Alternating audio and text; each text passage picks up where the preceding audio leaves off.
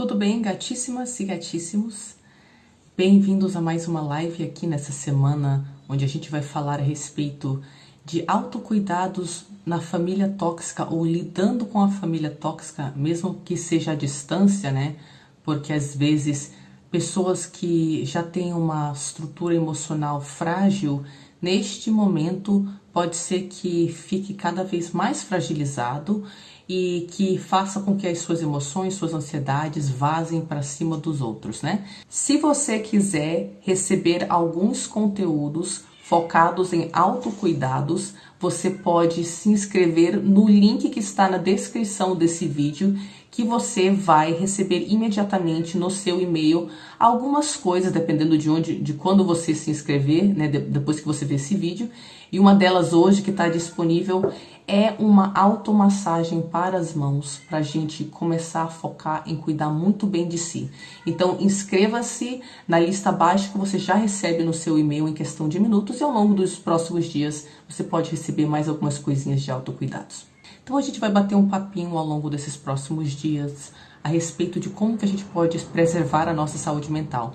Ontem eu postei um vídeo a respeito do método da pedra cinza, que pode ou não ser aplicado no seu caso, dependendo da resposta do narcisista patológico a você usar o método da pedra cinza. Mas o mais importante mesmo para a gente sobre esse método é a consciência de como nós viramos marionetes emocionais ao reagir aos gatilhos que narcisistas patológicos ativam na gente, e o quanto a gente acaba dando do nosso espaço interno, da nossa energia, dos nossos recursos para a narcisista, justamente por ter sido treinada a isso. Então, acima de tudo, o método da pedra cinza serve para você ter maior clareza a respeito das formas que você é manipulado a dar os seus recursos que servem de suprimento narcisista para sua mãe, para o seu pai.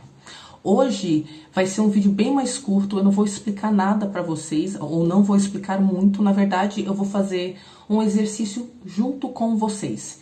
Este exercício, ele é composto de 4 perguntas, e vocês podem dar uma olhada no texto na descrição desse vídeo, que para simplificar, eu coloquei as perguntas no texto e também algumas respostas minhas nesse caso, como exemplo de como você poderia responder essas perguntas para não ficar confuso. Então, a razão que eu quero fazer essas perguntas para vocês no momento de quarentena é porque, como eu acabei de explicar, pra gente que já tem às vezes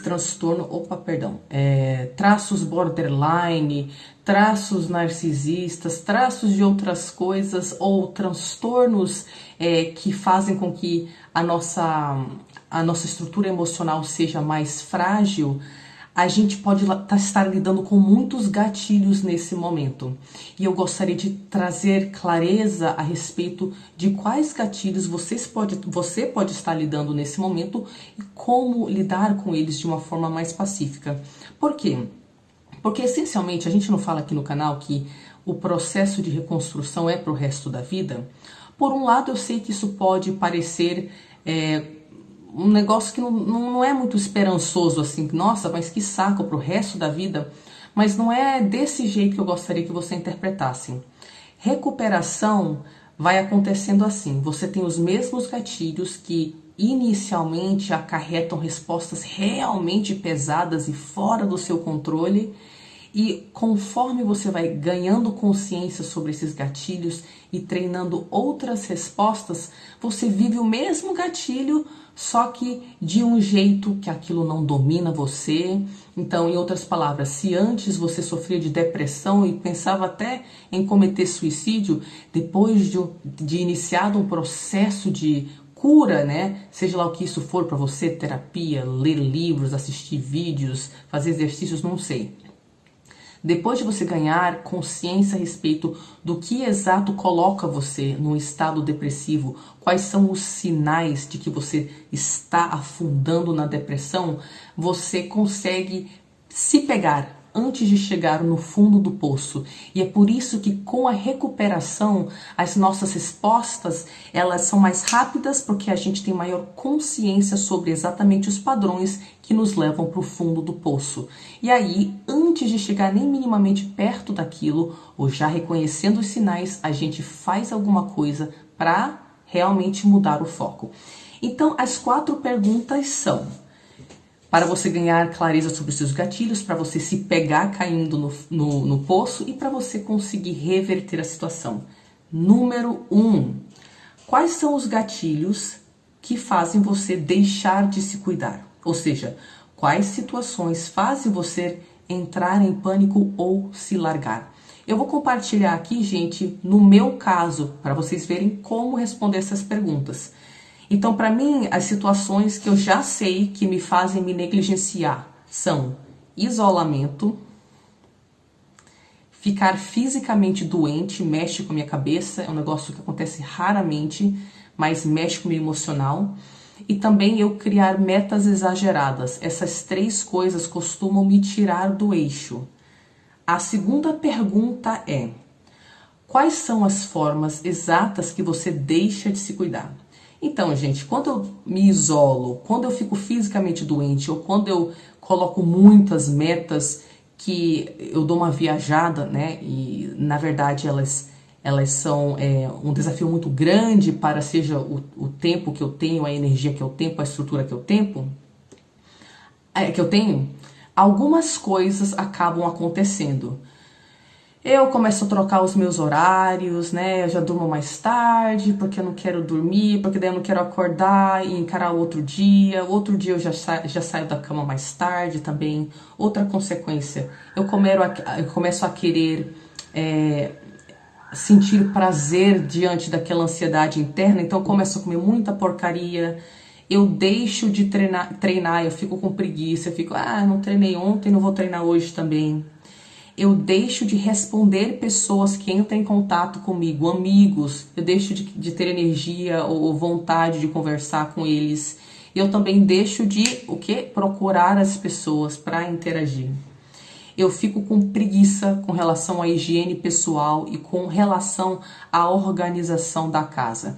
Então, isolamento, doença física ou eu exagerar nas metas num curto período de tempo me causam essas formas exatas de deixar de me cuidar. E no seu caso, quais são os gatilhos e quais são as formas exatas que você deixa de se cuidar?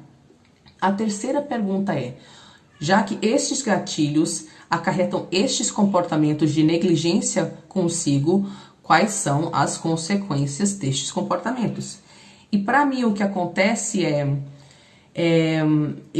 quando eu começo a não cuidar de mim, eu tenho dificuldade em regular as minhas emoções. E um baque que eu lidaria com facilidade normalmente, aquilo se torna forte demais para mim.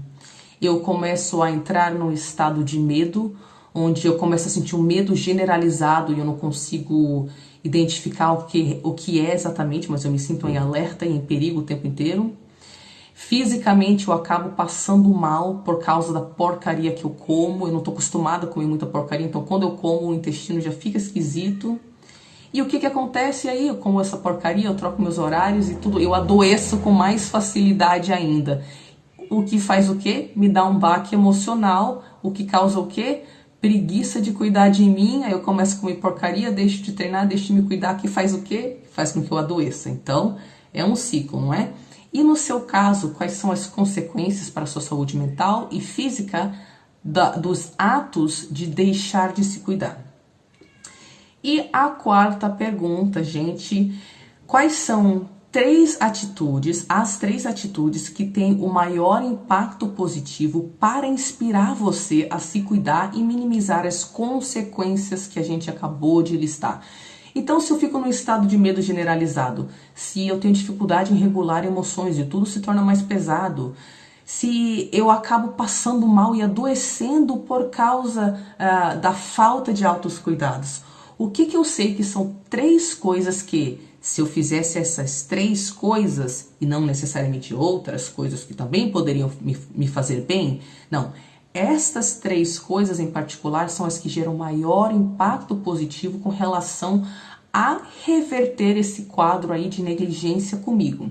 Bom, eu posso fazer muitas coisas para me cuidar, mas as 3 coisas que eu identifico como realmente sendo responsáveis pela minha saúde mental... Gente, o gato tá surtando no fundo. Todos nós estamos surtando. Tadinho. Depois eu dou um beijinho nele.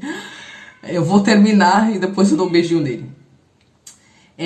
Então, a primeira atitude que realmente garante que eu cuide de mim melhor é entrar em contato todos os dias com várias pessoas que eu amo.